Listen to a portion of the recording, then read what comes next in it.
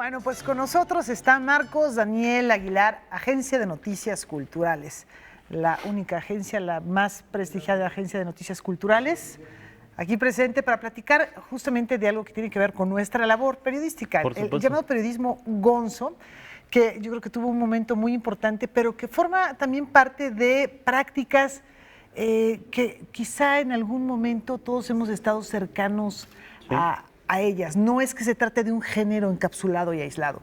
Pero bueno, vamos a ver qué es lo que nos has preparado para explorar este asunto del periodismo. Claro que sí, Laura, ¿cómo estás? Huemantzin. ¿Qué tal, Marcos? Y bueno, es algo que en otro momento también hemos hablado con Huemantzin. El llamado, primero el llamado periodismo narrativo. No es un nuevo periodismo como se comenzó a mencionar en Occidente desde más o menos como a mediados del siglo XX, más cercano a la década de los 60s o 70s, sino que el periodismo narrativo está implícito desde el nacimiento del periodismo moderno, ¿no? Desde el siglo XVII, siglo XVIII, pues nuestros cronistas de India son grandes periodistas narrativos en todo caso. Pero hay en el siglo XX se dio también una tarea de investigación, llegar al asunto, sobre todo de un tema social, ¿no? De un tema de la cultura urbana, de lo que otros llaman underground, y saber qué está pasando lejos de las élites políticas, lejos de los grandes escenarios donde el espectáculo, la economía también rigen muchas cosas, qué está pasando a nivel de calle, a nivel de peatón, ¿no? Entonces muchos periodistas han tratado de infiltrarse, incluso más o menos asemejando también a una especie como de espionaje, ¿no? Encubierto. Y pues para contar a través de géneros periodísticos como la crónica o el reportaje, que en su extensión hasta se parecen a una novela, y claro, muchos reportajes de largo aliento hasta parecen grandes novelas, y lo son, por supuesto que lo son. Por ejemplo, me viene a la mente ahora que estás hablando de esto, no estadounidense alemán, Günter Barraf. Exactamente. Con su cabeza de turco. Con cabeza de turco. Sí. Está Operación Masacre, de Rodolfo Walsh, el argentino. Vicente Leñero tiene otra gran novela sobre este asesinato de esta familia política en la década de los 70s, y ejemplos hay muchísimos. Entrevistamos a 3 periodistas jóvenes que han plasmado a través de libros, investigaciones periodísticas, y qué es lo que piensan ellos sobre este periodismo que viene de la calle y se convierte, al final de cuentas, en algo narrativo, en literatura. Vamos a escucharlos. La pirámide invertida ya es obsoleta. La forma de contar historias ha cambiado y el periodismo ya no conoce pronombres. Leonardo Tarifeño, Georgina Hidalgo y Viviana Camacho decidieron tomar el pulso a la calle y contar historias en primera persona. En el periodismo muchas veces nos dicen como un mandato que tienes que contar lo que ves y sin opinar necesariamente ni participar, pero cualquier periodista sabe que en todas las historias uno se entera de muchas cosas o pone en marcha historias que sin nuestra acción de reportero, nuestra investigación, no ocurrirían. Siempre tu forma de ver las cosas, tu background que traes de conocimiento va a influir a que el texto sea diferente y sea subjetivo. Entonces me parece una falacia eso de que el periodismo debiera ser objetivo. Otro de los mitos es eso, que tendemos a como sacralizar el periodismo, y el periodismo son hechos. O sea, al final usas las palabras más rimbombantes para que nadie te entienda. Creo que no sirve de nada, ¿no? El periodismo tienes que socializarlo, si descubriste algo, pues tienen que enterar. Y a veces la mejor forma de que se enteren no es precisamente cumplir con la nota, sino es llevarlo a otras consecuencias. El protagonista de tus historias, de las historias de un periodista, no es ni el periodista, yo creo que tampoco la persona que vas a entrevistar, sino la verdad. Yo lo utilizo no para yo ser el protagonista de mis historias, sino para poder contar lo que muchas veces no he podido contar, que es lo que me pasa alrededor, la gente que conozco, cómo las historias se van entrecruzando, porque me voy metiendo en un lugar, van ocurriendo cosas. Creo que eso también es muy rico e importante en la historia, y no contarlo no tiene caso, es como que la verdad se arrenga. Pero yo creo que escribir de lo que ves, involucrarte en lo que está ocurriendo a tu alrededor, contar esas historias de la forma más honesta posible, también te ayuda a entender dónde estás, cuál es tu país y a lo mejor a sentirte identificado con ese tipo de personajes que pululan en la calle, en el metro, en cualquier lado, ¿no? Usar ese tipo de herramientas para tocar fibras sensibles de la sociedad, el racismo, el conservadurismo, el clasismo, la pobreza, la total, ¿cómo se dice?, inequidad en la que vivimos. Georgina Hidalgo es autora de Botcanaca, un libro que relata a través de crónicas pintorescas el crecimiento de Rusia en los últimos años. Leonardo Tarifeño se convirtió en investigador privado en el metro del Distrito Federal, historia que recoge en el libro El extranjero siempre. Por su parte, Viviana Camacho es editora de producciones El Salario del Miedo, proyecto de Editorial Almadía en el que diferentes periodistas retratan al México actual. Bueno, muchas publicaciones en internet, pero también publicaciones impresas, le están dando mucha cabida desde hace años a este periodismo narrativo. También en contraposición de este periodismo que obedece al diarismo, ¿no?, de la nota telegráfica o de la nota que simplemente da a conocer algún evento como tipo de boletín. ¿Qué opinan sobre eso, muchachos? A mí me gusta mucho esta posibilidad que ha otorgado el periodismo gonzo hay un debate si el periodista o no debe de aparecer en una crónica y qué tan presente debe de serlo. Recuerdo alguna ocasión en el ámbito de la fotografía, Laura, hace algunos años, hablábamos sobre la presencia o no de un fotógrafo, un reportero gráfico en los hechos o simplemente testigo de ellos. Son diferentes formas de comprender al mundo y aunque sea muy distinto, aunque se acepte o no, sí hay una diferencia sustancial en las propuestas en primera persona y en las otras no. En las que no están, o sea, quiero decir que las dos tienen una validez, pero sí te permiten entrar en distintos territorios que en principio no parecieran que formaran parte del periodismo, ¿no? Claro, yo creo que uno tiene también que partir de la idea que ahora que escuchaba, la verdad. Yo creo que no hay verdad. Hablando como de una verdad absoluta. Son realidades que se muestran y realidades en las cuales el punto de vista de la cámara 1 y el punto de vista de la cámara 2 muestran algo totalmente diferente.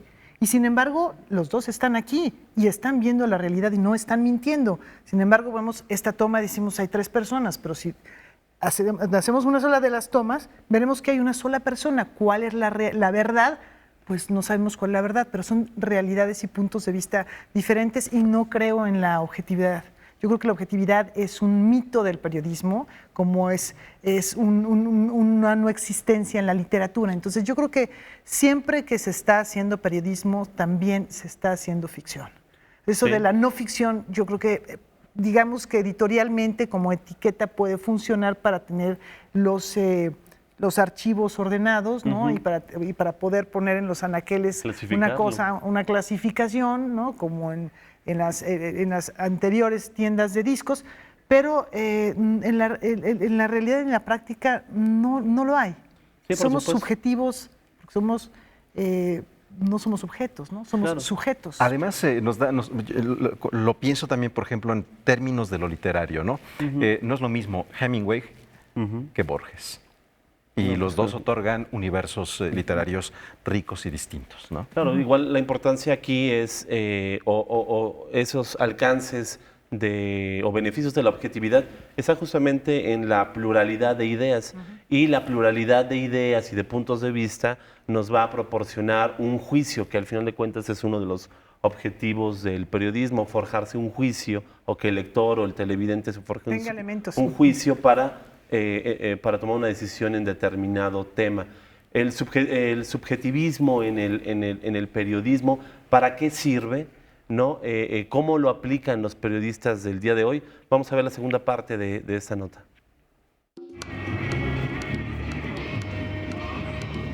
Yo fui cadenero de un antro de la Ciudad de México, el Rioma, por una noche para poder contar también la historia de la gente más odiosa que hay en la ciudad, que es quien te dice, tú entras, tú no, espérame tantito, no estás en la lista. Pues yo viví eso y me di cuenta, ¿qué fue lo que yo descubrí ahí? Pues que la gente, la propia gente que va a un antro, exige que haya un güey horrible, como en ese momento era yo, el tipo odioso, para no estar con gente de distinta clase social. Una semana me acuerdo que me tocó conseguir un empleo, entonces el reto era conseguir un empleo de algo completamente distinto a lo que tú eras. Entonces yo me fui a repartir carne en bicicleta, ¿no? Que era como, en ese tiempo pues nadie hacía activismo en bicicleta más que 20 locos que éramos bicitecas, ¿no? Entonces, bueno, ahí fue un poco meter mi propia lucha, ¿no? De tomemos las calles y ir a conseguir un trabajo que nunca nadie me dio porque pues no se me veía la necesidad según mis empleadores, ¿no?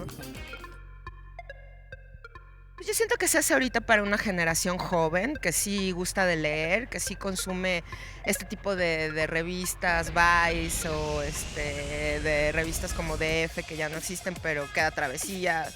Creo que sí, esta nueva generación es la que ya tiene más contacto con todos estos multimedios, la que se niega a ver la realidad simplemente de una forma plana como nos las han enseñado mucho tiempo, ¿no? Ya sea a través de la tinta del periódico, a través de la pantalla, ¿no? Como que es gente que quiere ver que algo pase. En todo caso, si a alguien le sirve, es a mí como reportero. Y en todo caso, así como esas historias me sirven para entender un poco la realidad, el mundo y mi propia vida, esperaría que a los lectores también les interese y que vean allí un espejo donde puedan reflejar su propia historia. No creo que haya una tendencia como tal de un grupo que se haya organizado para eso, pero creo que sí hay esfuerzos individuales que están intentando rescatar esta subjetividad en el periodismo y en la escritura sin miedo, sin tapujos y aventándose a ser protagonistas de la historia. Creo que en el periodismo es muy importante, muchas veces, a veces, más que la técnica que vayas a desarrollar para contar una historia en la prosa, ser digno de la confianza de la gente. Y para eso te tienes que convertir en una persona digna de confianza, no necesariamente hacer como resultar digno de confianza. Y eso yo creo lo logras en la calle, teniendo calle, pudiendo hablar por igual con la señora de la tiendita, con el barrendero, con un ministro, con el chofer de una limusina. Y el periodismo narrativo, como te digo, también yo creo que tiene la cualidad de que es más cercana a la gente, trata de ser menos pomposa, digamos, y trata de involucrar también al lector como protagonista de las historias que está leyendo. Agencia N22, Karen Rivera.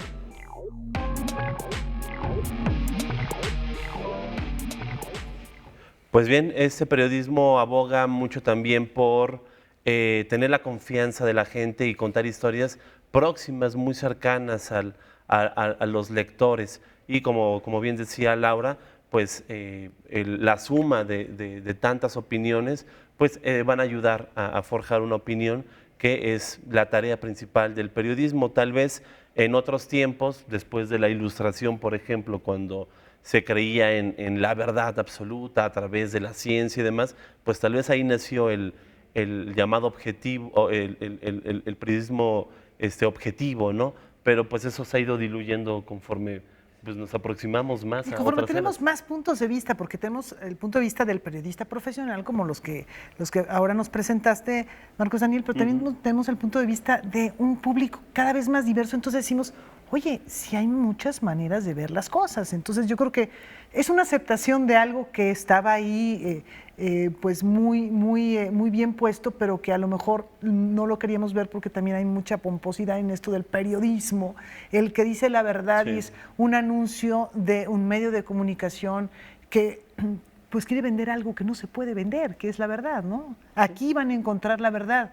Dios, parece algo una tesis teológica, ¿no? Sí, no, por supuesto, totalmente No creo que una ningún reflexión medio pueda filosófica. ofrecer, ningún periodista No, puede ofrecer la verdad. Y un ¿no? concepto que pues no existe, pues al final de cuentas, ¿no?